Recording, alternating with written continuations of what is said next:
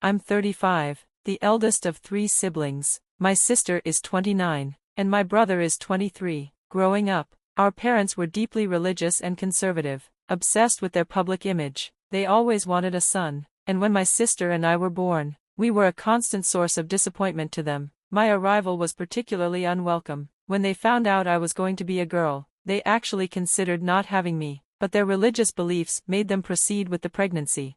From as early as I can remember, my mom struggled with me. At just 2 years old, she sent me to stay with my grandparents because having me around seemed to make her depressed. I spent the next few years with them, and it became the happiest time of my childhood. Grandpa taught me how to ride a bike, and I can still feel the exhilaration of that first solo ride. Grandma shared her love of gardening with me, teaching me how to nurture plants and watch them bloom, a skill that still brings me joy today. During those years, my parents never came to visit. They didn't seem to care until I was 7, when people began asking questions about why I wasn't with them. That's when they took me back, even though I'd rather have stayed with my grandparents. They weren't just the ones who gave me love and stability, they were the ones who actually seemed to care. Things only grew more complicated when my sister came along. My parents were still disappointed it wasn't a boy, but they seemed to take it a bit better than they had with me. Thankfully, my sister didn't have to endure the neglect I did. She lived with our parents and had a much more relaxed upbringing than I ever had. The differences in how my parents treated us were glaring. As the eldest, I was expected to help out with countless chores, taking on responsibilities my sister wasn't required to. There was never any room for rest or slack. I had to meet their high standards. In contrast, my sister seemed free from the same pressure. My parents even lightened their expectations for her education. While they pushed me hard to excel in everything I did, they were far less demanding of her. Achievements for me were met with barely a word of recognition, but when my sister accomplished something, they made a huge deal out of it. When my brother was born, it was like a light switch had been flipped. Suddenly, everything was about him. Our parents celebrated his birth with an enormous feast, and from that moment on, he was showered with love and attention that we had never known. He wore expensive clothes, had a lavish room, and received every possible luxury. Our parents documented every milestone of his life, taking videos and photos at every opportunity. For me and my sister, this only highlighted the difference in how we were treated. While we were expected to work hard and meet their standards, our brother didn't even have to lift a finger. He was exempt from chores and responsibilities. Birthdays and special occasions were major events for him, while we were lucky to get a quiet celebration. The discrepancy in treatment made us feel like we didn't matter as much.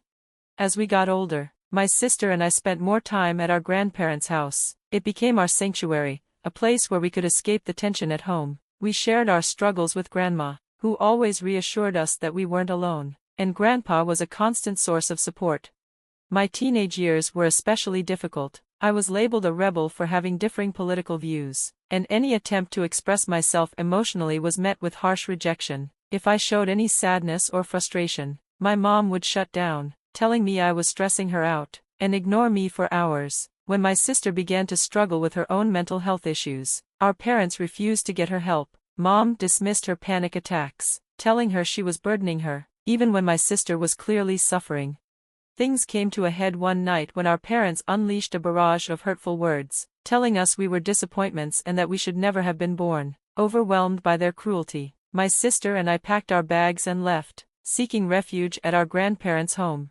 When our parents showed up to drag us back, it was our grandparents who finally stood up for us. Grandpa, usually a calm and patient man, was livid. He shouted at my dad for his mistreatment of us and threatened to call Child Protective Services. It was the first time anyone had ever defended us, and it was a turning point.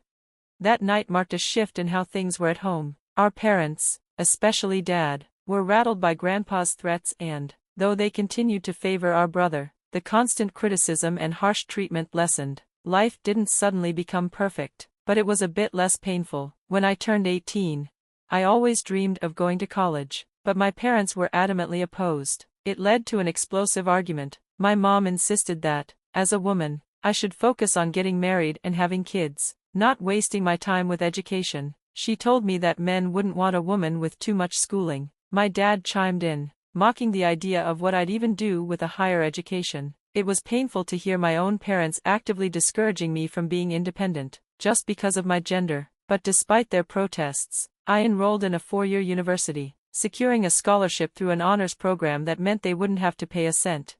Of course, they were furious that I defied them, but I didn't care. I worked part-time throughout college, earning money and learning to stand on my own 2 feet. Moving away for school was a turning point. It was my first taste of independence and the realities of adulthood. Balancing academics, a part-time job, and my personal life wasn't always easy, but it made me more resilient and self-sufficient. Meanwhile, my parents hardly reached out, rarely even checking on me. Eventually, I graduated and landed a full-time job. I had saved enough from my part-time work to move into a flat with roommates. My relationship with my parents had grown distant, and their indifference was mutual. We only exchanged brief, obligatory messages on birthdays or holidays. During rough times, job struggles, relationship issues, my first instinct was to turn to them, but I hesitated. I knew they wouldn't care. The thought of diving back into that emotional chaos was too much, so I made a conscious decision to keep my life separate from theirs. The only person I stayed close to was my sister. When it was her turn to go to university, our parents made it clear they would kick her out if she pursued higher education under their roof. I couldn't let that happen, so I offered to take her in. I was determined to make sure she had the chance to follow her dreams without our parents holding her back. She moved in with me and attended a local community college. While I worked hard to support both of us, it wasn't easy, but our bond grew stronger, and I was proud to be the one to offer her the support she needed to thrive. Meanwhile, our brother's experience couldn't have been more different. He received the full support of our parents, who were thrilled to send him to college. They had even set up a college fund for him, ensuring he had the financial means to succeed. It was hard not to feel a mix of emotions watching him get opportunities that we had never had. Despite this, my sister and I stuck together, always supporting each other through the challenges that had shaped our lives. Throughout all of this, our grandparents remained a steady source of comfort and love. They visited us whenever they could, always providing encouragement and understanding. A few years ago, we lost Grandma, and my sister and I rushed home to be with Grandpa. It was the first time I had seen our parents in a long while. They acknowledged my presence with a cold nod, and the lack of warmth in their greeting stung. I wanted to cry, especially in that vulnerable moment, but I knew that would only lead to more emotional neglect from them. After Grandma's passing, my sister and I made a point of spending more time with Grandpa. We visited him regularly, often sharing meals or simply sitting with him on the porch, talking about everything from our childhood memories to more recent events. We dedicated weekends to helping him with chores or accompanying him to the park. It was during one of these visits that Grandpa, looking at me with such pride, told me how proud he was of the way I had cared for my sister. His words were a shock to me, but they meant more than anything I had heard in years. He said I had the potential to change the world, and in that moment, I finally felt seen. The love and pride in his eyes are a memory I will carry with me forever. Meanwhile, our brother continued to enjoy preferential treatment. My parents had paid for several used cars for him over the years, helped with a house deposit, and even funded a trip to New York City for him and his girlfriend because, in their eyes, he had worked too hard. It was hard to ignore the stark contrast in how he was treated compared to my sister and me, but we made the best of what we had and remained each other's support system. Recently, my sister got engaged to her college sweetheart, Robert. The news filled me with so much joy. They were perfect for each other, and the love they shared was undeniable. The proposal was everything she had dreamed of, and the beautiful ring she wore was a symbol of that happiness. She shared the pictures of the proposal on social media, and that's when our relatives reached out to congratulate her. We were surprised, though, when our parents suddenly started calling and texting nonstop. It was odd, after all this time. Why were they suddenly so interested in our lives?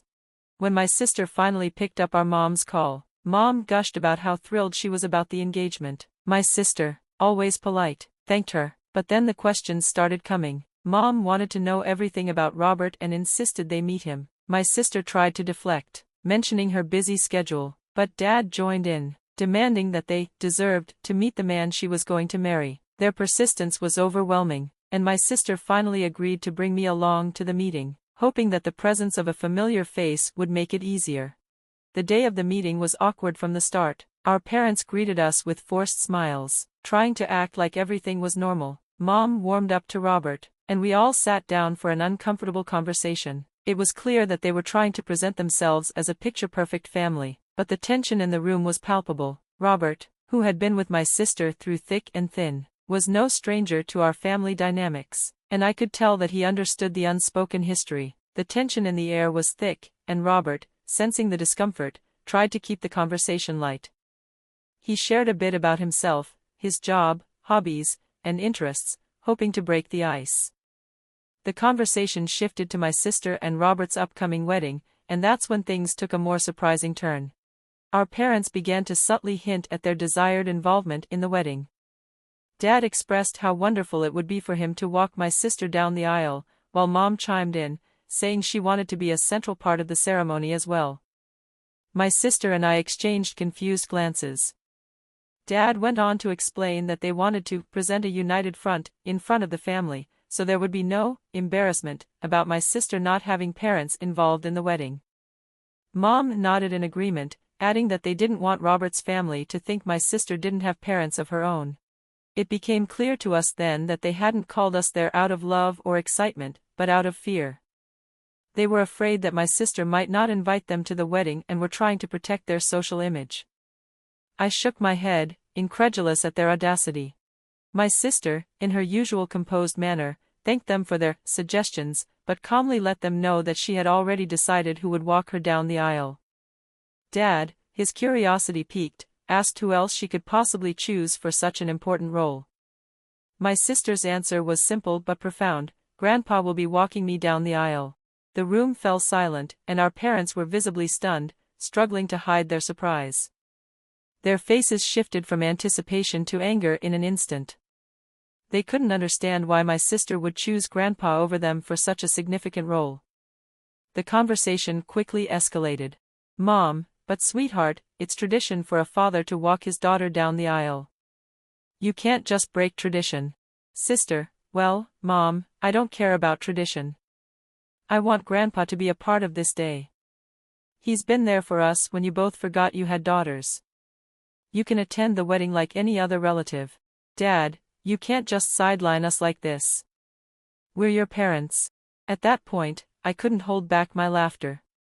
The absurdity of their words was too much, and I burst into laughter, surprising everyone in the room.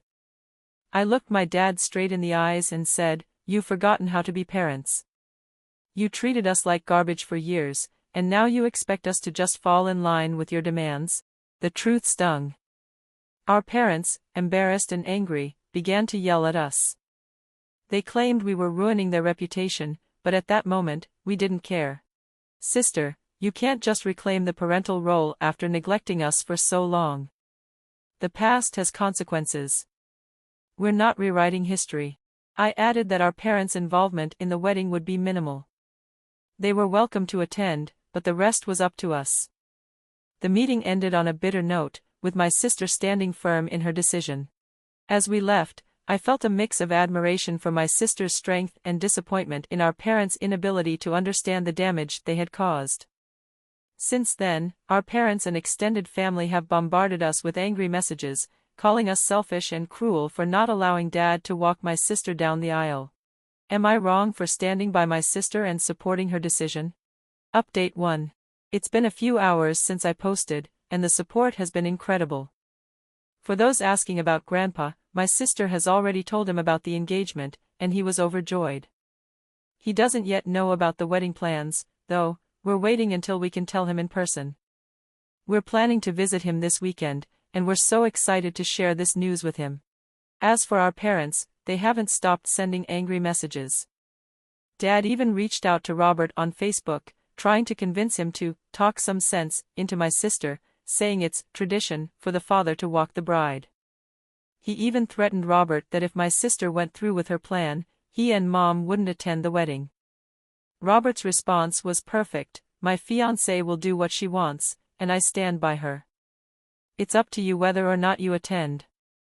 I have to admit, I can't help but laugh at the image of our dad's face after that response. I'll update again after we visit Grandpa this weekend. Update 2.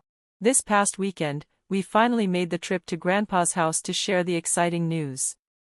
My sister was a bundle of nerves as she told him she wanted him to walk her down the aisle.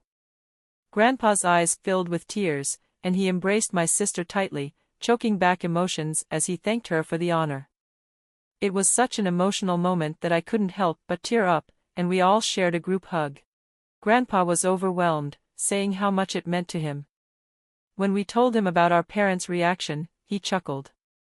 "Don't worry about them," he said. "Nothing will stop me from walking you down the aisle, sweetheart." That evening, we spent time with Grandpa, helping him around the house, and feeling a sense of peace knowing we had made the right decision. The wedding planning is in full swing now, with everything coming together beautifully. I can't wait to see my sister marry the love of her life. Update 3. It's been 3 months since my last update, and I've been quite busy, but here's how everything went. The wedding day arrived, and it was everything my sister had dreamed of. The venue looked breathtaking, and the atmosphere was filled with joy. However, there was one noticeable absence: our parents. In response to our decision to limit their involvement, they chose not to attend the wedding. It was a difficult reality, but we respected their choice. The ceremony was magical. My sister, glowing in her wedding dress, stood proudly with Grandpa by her side as they walked down the aisle together. The love in his eyes as he held her hand was palpable. The decision to have Grandpa take on such a significant role was perfect, and the happiness it brought to my sister was clear. As she and Robert exchanged vows, it was clear that this was a moment she would cherish forever. The celebration continued with dancing, toasts, and heartfelt moments that marked the beginning of a beautiful new chapter in their lives. Since then, my sister and I have decided to block our parents from contacting us. We're done with the negativity and drama. Instead, we focus on the people who truly care, like Grandpa, and continue to move forward, building our own lives with positivity and love. Hopefully, this is the last update.